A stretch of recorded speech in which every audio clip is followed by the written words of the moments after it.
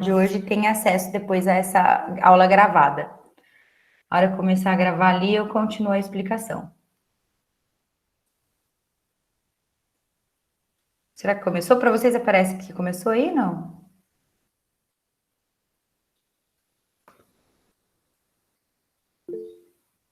Tá ótimo. Então, tá.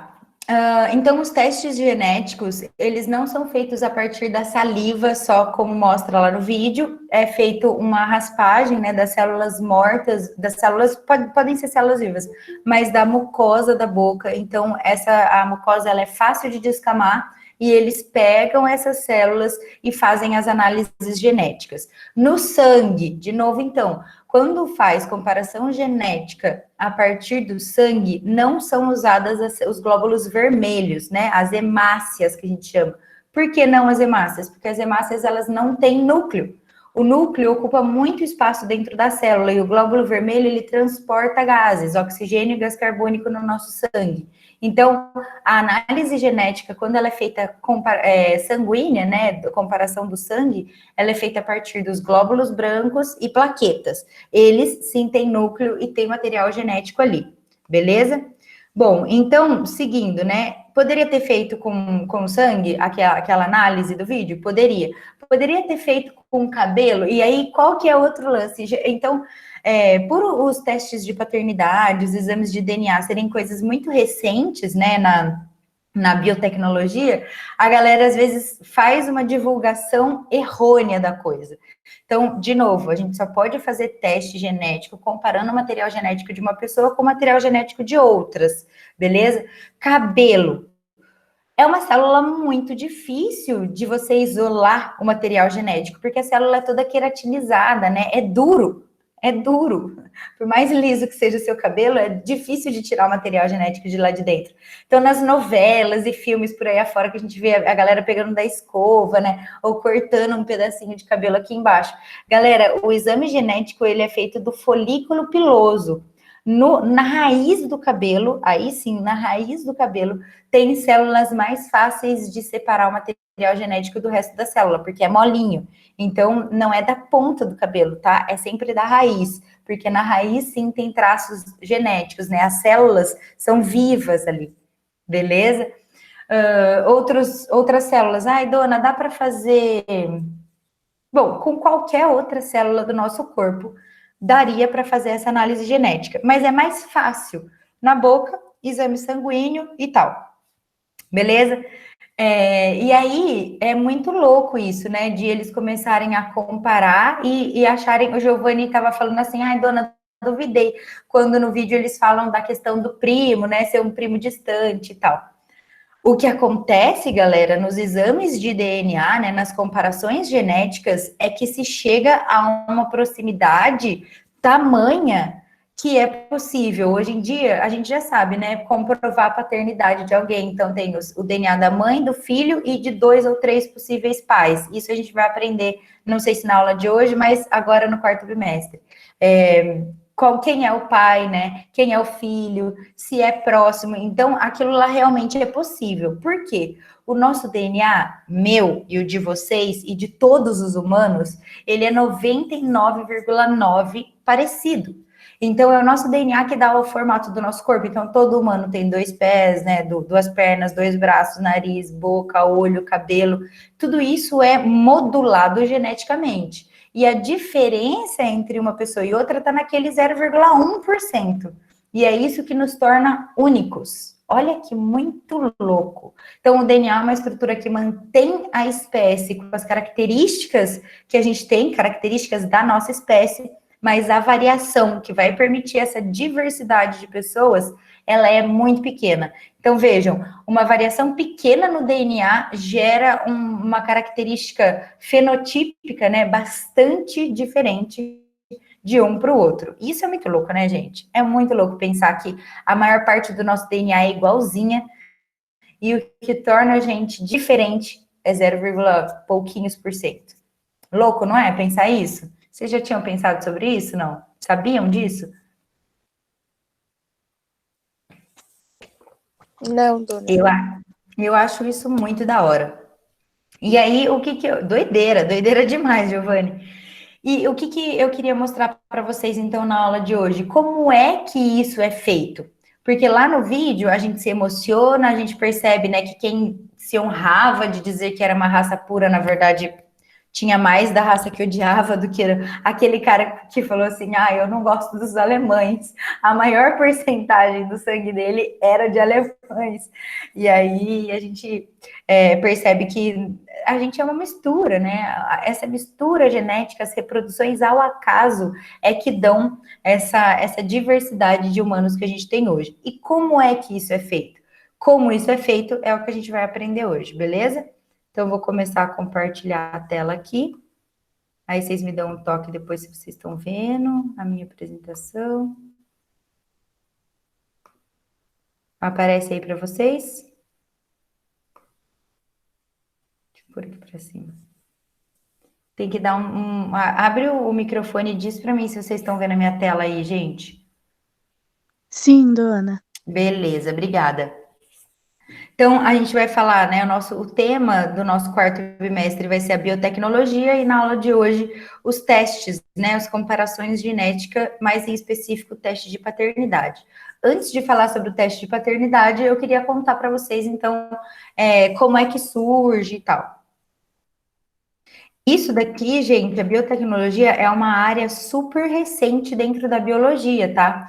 Ó, para vocês terem uma ideia, 1960 e pouquinhos é que o material genético é descoberto lá dentro da célula. O Watson e o Crick, lembra disso? O Watson e o Crick modelaram a molécula de DNA em 3D em 63, 65. A partir daí, ó, tem pouquíssimos anos, vamos colocar aí 50, 60, 70 anos que a biotecnologia está aí no mundo. Então, é uma área bastante recente, perto, né, de tudo que a biologia já estudou, e as comparações, né, a biotecnologia mesmo, mexer com o DNA de um, do DNA de outro, comparar, isso tudo é bastante recente. E deu para a gente, né, possibilidades de explorar um mundo que antes a gente não tinha. Então, a gente vai estudar as aplicações da genética molecular, como isso é feito e por que isso é feito. Então, ó, a genética molecular ela vai estudar a estrutura, a função e o funcionamento dos genes no nível micromolecular. Até o nosso terceiro bimestre, a gente estudou tudo fora da célula, né? Então, a gente viu as organelas, a gente viu o núcleo, o material genético, os processos do material genético, né? Transcrição, tradução, duplicação. Agora, a gente vai para o nível micromolecular. Olha só, é como se a gente estivesse dando um zoom dentro da célula e a gente vai lá no gene agora. A gente vai estudar a estrutura e o funcionamento de cada gene, de cada pedacinho do DNA. E são esses pedacinhos do DNA que fazem, né, a gente ser o que a gente é, únicos. Com essa nova tecnologia, os cientistas conseguiram desenvolver a manipulação do material genético de acordo com alguns interesses. Então, aqui, galera, depois dessa década de 60, 70, que se conhece a fundo o material genético, os cientistas começam a brincar de Deus. Como assim, professora? A manipulação do material genético é exatamente isso. É fazer assim, bom, não existe, sei lá, vamos supor, tem um milho que produz muitos grãos por espiga, só que tem uma qualidade ruim. E tem um outro milho com uma qualidade excelente, mas produz poucos grãos por espiga. O que é possível a partir, né, da manipulação do material genético? Pegar o gene que produz muitos grãos por espiga, pegar o gene que produz uma qualidade de milho superior, juntar as duas, né, ou colocar uma na outra e produzir um milho transgênico, por exemplo, que seria, né, um milho com muitos grãos por espiga e com uma qualidade boa de grão. Então, isso é a tecnologia molecular, né? Você fazer essas manipulações no material genético dos organismos de acordo com alguns interesses. E esses interesses, eles podem ser econômicos, eles podem ser interesses sanitários, né, com relação às bactérias, vírus, estudar as doenças, podem ser interesses alimentares, né, então como produzir mais comida num menor espaço de terra, podem ser interesses farmacêuticos, né, então tratar doenças de maneira específica para aquela genética daquela pessoa, enfim, tem uma série de possibilidades. Tá? Então, a partir daí, os pesquisadores começam, né, a brincar com esse material genético e fazer coisas interessantes com isso. Dentre as tecnologias que eles começaram a pesquisar estão os organismos geneticamente modificados, os famosos OGMs, tá? Então, por aí vocês vão ver apenas a sigla OGM, beleza? Que seriam os organismos geneticamente modificados, os transgênicos. Galera, que eu gostaria de fazer um parênteses, assim, porque muita gente confunde transgênico, da genética, com transgênero, da sexualidade. Aqui a gente não está falando das pessoas que mudam de gênero, que mudam o sexo biológico, que se entendem como trans. Não são essas pessoas que a gente está falando aqui na aula, beleza? São transgênicos, a gente está falando de manipulação genética em outros organismos, beleza? Daí eu já adianto, pesquisa genética em humanos, ela é legal, tem como fazer clonagem, tem como mexer na genética do ser humano? Tem, mas não pode. Já eu vou explicar isso para vocês, para falar da bioética, tá bom? A Thaís, de filosofia, deve estar trabalhando bioética com vocês. É a matéria do segundo ano que casa entre filosofia e biologia. Depois vocês deixam para mim aí no chat se vocês já ouviram falar em bioética, tá? A clonagem de seres vivos, então, não sei se vocês já eram nascidos quando aconteceu a clonagem da ovelha Dolly. Eu vivi para ver isso, então, o primeiro ser vivo a ser clonado foi uma ovelha, a Dolly. Os testes de identificação de paternidade, né, também lá na minha época, nos idos anos 90, tinha o programa do ratinho que, né, os mano pede, as minas dá, depois vai no ratinho para fazer DNA. Não sei se vocês já ouviram isso, mas virou, né, um boom quando surge o teste de identificação da paternidade. A galera ia no ratinho para poder saber se o cara era pai das crianças ou não. Bafão. E a medicina genética, que é justamente esse tratamento, né? Desenvolver medicamentos específicos para aquela pessoa, para poder alterar no gene que está doente, né? O que está trabalhando errado e reverter alguma doença genética. Isso é o suprassumo da ciência hoje, é essa medicina genética, beleza? Com DNA recombinante, e aí a gente vai estudar tudo isso. Galera, tudo bem até aqui? Vocês estão conseguindo acompanhar?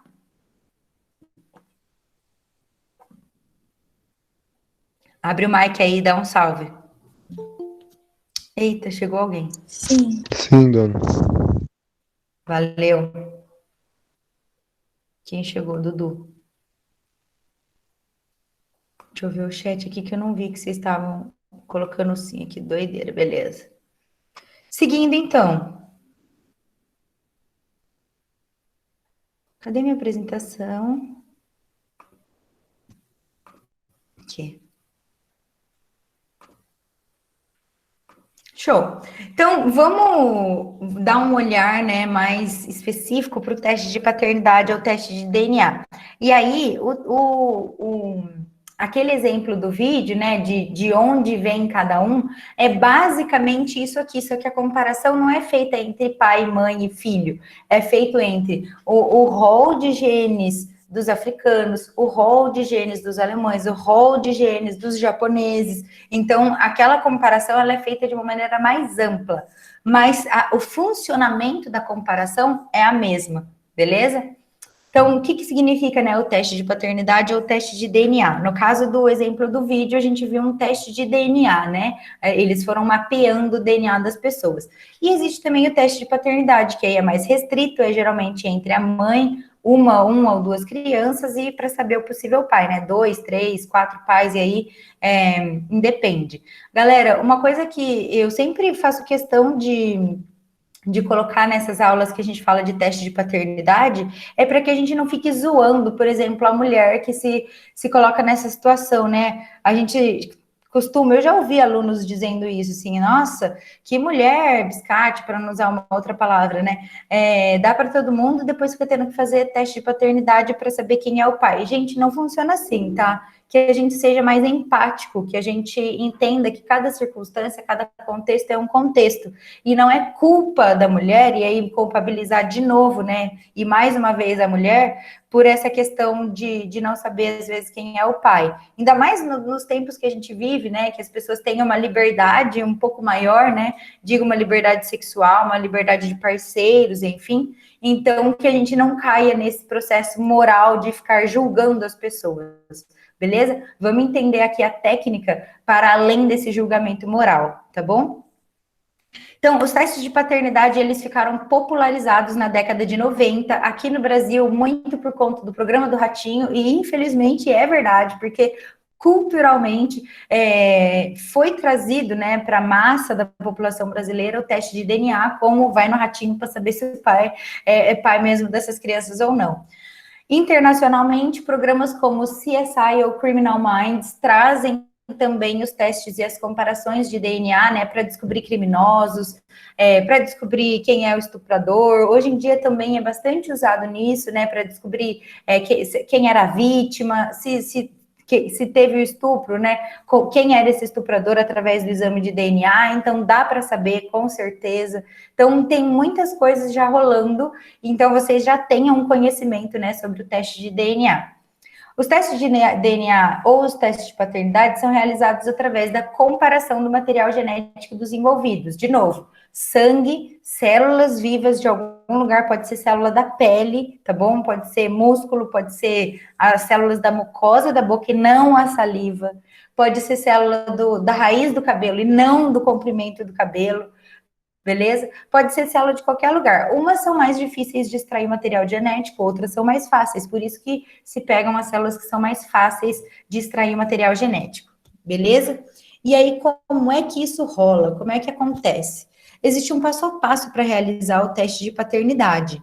Beleza? A primeira etapa é coletar o material genético dos envolvidos. Então, vamos falar aqui mais exclusivamente do teste de paternidade e eu vou fazendo o panorama, né, um paralelo com a situação do filme que a gente assistiu.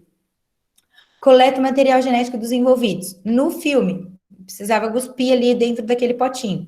Em situação de vida real, pode ser sangue, pode ser outras células, tá? Inclusive, pessoal, existem situações de que eles fazem com pessoas já mortas, tá?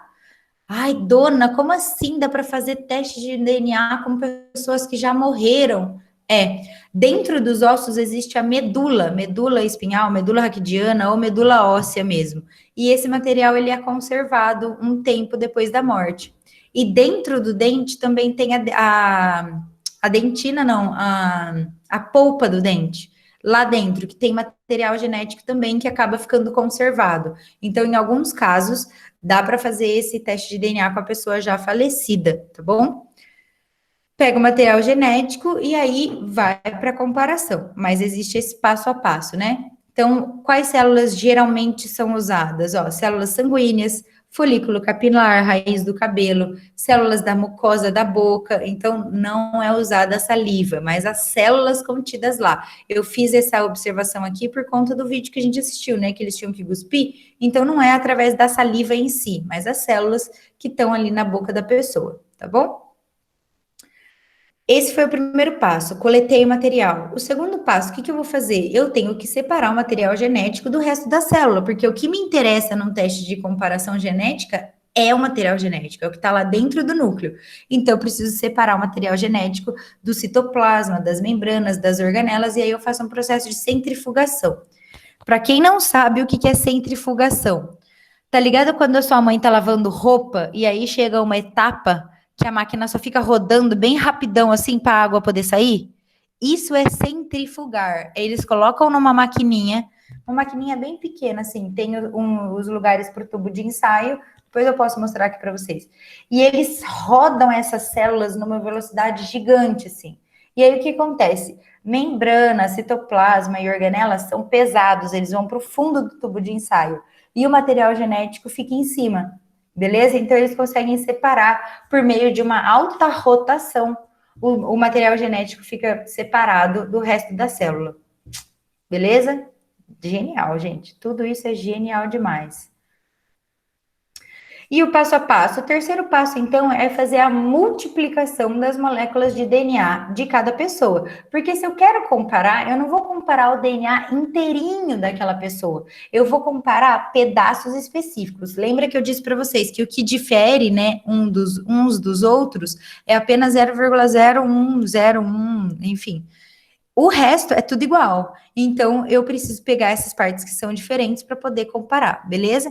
Então, o que eu vou fazer? Através desse processo chamado reação da polimerase em cadeia, popularmente conhecido como PCR, eu vou multiplicar as moléculas de DNA de cada pessoa. Então, aqui eu trago a reação da polimerase em cadeia para vocês. Num tubo de ensaio é colocado enzimas, né, a DNA polimerase, e vocês já sabem quem é ela e como ela funciona. Para quem não lembra, volta na matéria do segundo e do terceiro bimestre, tá? Mas no terceiro bimestre, a DNA polimerase, aqui tem os nucleotídeos, ó, A com T, C com G, tudo solto. E aqui em azul eu tenho a molécula de DNA que vai ser copiada. Então, quando eu falo de multiplicação, eu estou falando da duplicação. Helicase veio, abriu a dupla fita, vem agora as DNA polimerases e vão começar a copiar esse DNA. Beleza? Ó, copiou um pedaço aqui, copiou um pedaço lá, e elas vão copiando. É que aqui não mostra, né? Mas a DNA polimerase vai estar grudada aqui e os nucleotídeos vão estar sendo trazidos aqui para complementar essa base essa fita de DNA.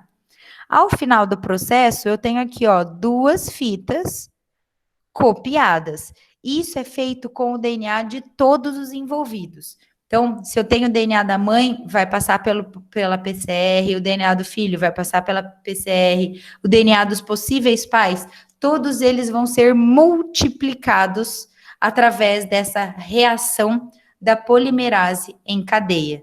Beleza? Em cadeia porque, ó, são várias polimerases trabalhando juntas para duplicar e multiplicar esse pedacinho de DNA aqui.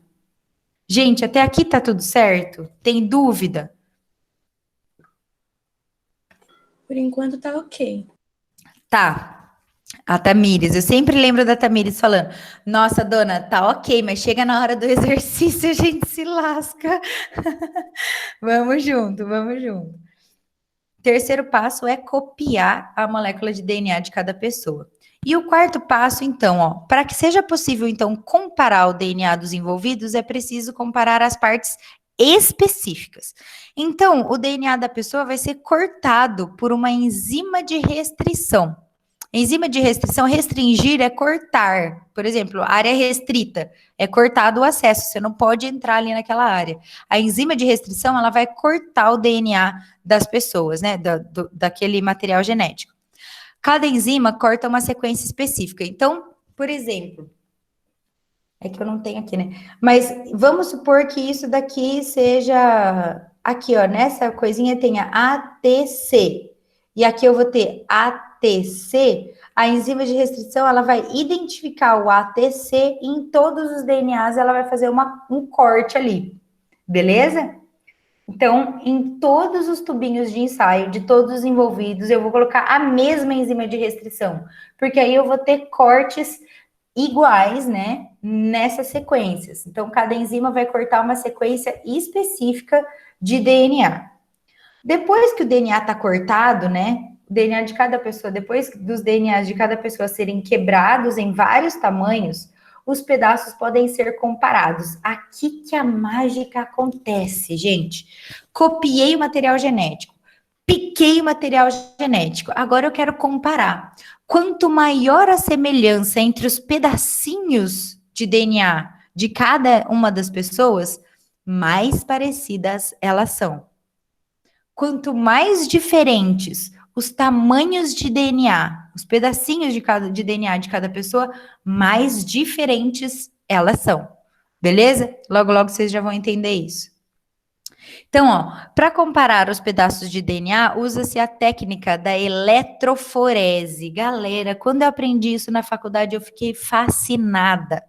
A eletroforese é um negócio assim de outro mundo. Você fala, não acredito que isso está acontecendo.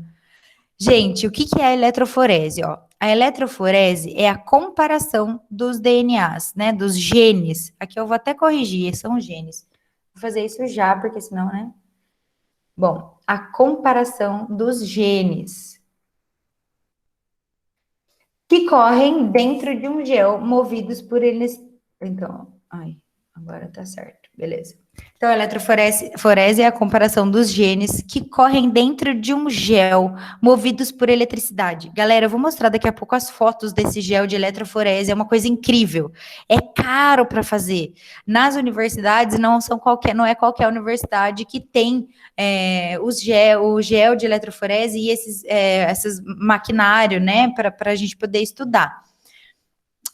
Porque o gel de eletroforese ele é bastante caro. Então, hoje em dia já se popularizou porque os laboratórios eles compram em grande quantidade, conseguem redistribuir o preço para quem vai fazer o teste de DNA, né? Mas não é tão acessível assim. Então, ó, os diferentes tamanhos, né, ou os pedaços de DNA andam em velocidades diferentes, ou seja, pedaços maiores são mais lentos e pedaços aqui são menores. Olha eu na pressa de fazer aqui, ó. Dona, mas a quantidade que usa de gel é pouca, não é? Ou é bastante? Eu vou mostrar ali daqui a pouco. É a Isa que perguntou, né? É relativamente pouca, Isa. Se você pegar, é tipo eu tenho um livro aqui, ó, mais ou menos o tamanho, comparado com a minha cabeça, ó, mais ou menos o tamanho desse livro. Você vai colocar o DNA aqui e ele vai correr. Só que só usa uma vez, né? Você usou o gel para uma pessoa, então, sei lá, um laboratório que faz 20 testes de DNA por dia, vai gel, hein? Realmente. É que, tipo, se comprasse bastante, dava para ir usando, né, várias vezes. E não ficava tão caro, porque dava para usar bastante com pouca quantidade. Mas se usa bastante, então... Usa bastante e usa uma vez só, beleza? Daqui a pouco vocês já vão ver ali que louco. Bom, os pedaços maiores, eles são mais lentos e os pedaços menores, eles são mais rápidos, beleza? A corrente elétrica é acionada para fazer andar os pedaços de DNA que são colocados dentro do gel. Então, daqui a pouco eu vou colocar a imagem, vai ficar bem mais fácil de entender isso. São colocados os pedacinhos de DNA e eles vão correr nesse gel. A partir disso é que vamos fazer a comparação entre os pedacinhos, para saber se é ou não parecido o DNA de uma pessoa com a outra. Então, vamos lá, ó. Izinha, aqui, ó. Aqui em cima, eu vou colocar o DNA de cada uma das pessoas. DNA da mãe, DNA do filho, DNA do pai 1, DNA do pai 2. Suspeitos a pai, né? Então, ó, geralmente é um suporte de plástico. O gel tá aqui. A corrente elétrica vai ser ligada, né? E eles vão correr do negativo para o positivo, beleza? No final desse processo, o que vai estar acontecendo? Vão surgir o que a gente chama de bandas. Bandas. Não é banda de rock, beleza? Nem de samba. São faixas nesse gel que vão caracterizar aonde pararam os pedaços de DNA. Então, ó, se a gente está indo, ó, do negativo para o positivo, esses pedaços de DNA aqui são os maiorzões e esses pedaços de DNA são pequenos. Por quê? Os maiores, eles andam lerdo, né? Eles não conseguem muito passar no gel. E os pequenininhos vão embora. Então, a comparação depois, ela vai ser feita nessas bandagens. Aqui eu não tenho como mostrar, mas vai ser, ó, acompanha o mouse aí, galera. Vai ser na linha, ó. A gente vai fazer a comparação na linha. Depois eu vou mostrar um vídeo fazendo essa comparação, ó. Na linha. Na linha. Isso quer dizer, ó, que esse indivíduo aqui e esse indivíduo aqui, ele tem essa banda de igual, ó, de DNA igual. Aí vai. Aí nessa linha só tem esse. Aí depois, próxima linha. Aí depois, próxima linha lá, ó. Esse daqui e esse daqui tem DNA na mesma banda. Então, é isso daí, é essa comparação de bandas que vai dar para a gente a questão da paternidade ou não. Como assim, professora? Se aqui tem o DNA da mãe e o DNA da criança, o DNA da criança vai ter que ser obrigatoriamente 50% igual ao da mãe e 50% igual o do pai. Beleza? A criança é sempre uma mistura do pai e da mãe perfeita. Então, nas comparações de DNA, você vai ter. Nas comparações de DNA, você vai ter exatamente ali de quem que aquela criança é filha. Porque o DNA dela ou vai estar batendo com a mãe, ou vai estar batendo com o pai verdadeiro. Ô, dona, Oi. São os maiores ou os menores que são mais rápidos? Vou fazer uma comparação meio tosca, Giovana, mas pensa comigo, ó. Vamos apostar uma corrida lá na quadra da escola. O Flávio, bem grandão, e eu, bem pequenininha. Quem vai chegar primeiro do outro lado? Flávio. Ai, não, eu, né? Sou mais ágil, sou menor. O lance é esse. Lá, né? O lance é esse. Como o gel, ele não é um líquido, ele oferece muita resistência. Então, os pedaços maiores, eles vão ter mais dificuldade de atravessar o gel, porque o gel não vai ser líquido, ele vai ser gel, né? Então, o gel, ele gera uma resistência para o pedaço grande. O pedaço grande não consegue avançar muito rápido. Ele vai devagarzinho, devagarzinho, até que ele para.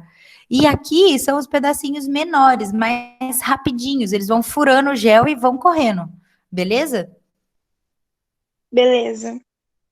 Então, não importa aqui, Giovana, a grossura da banda, tá? A grossura da banda, às vezes, não vai importar tanto nesse primeiro momento, porque ela indica, sim, algumas coisas genéticas. Mas, nesse momento, só para a gente comparar linha por linha, o que vai estar importando é se eles estão na mesma linha.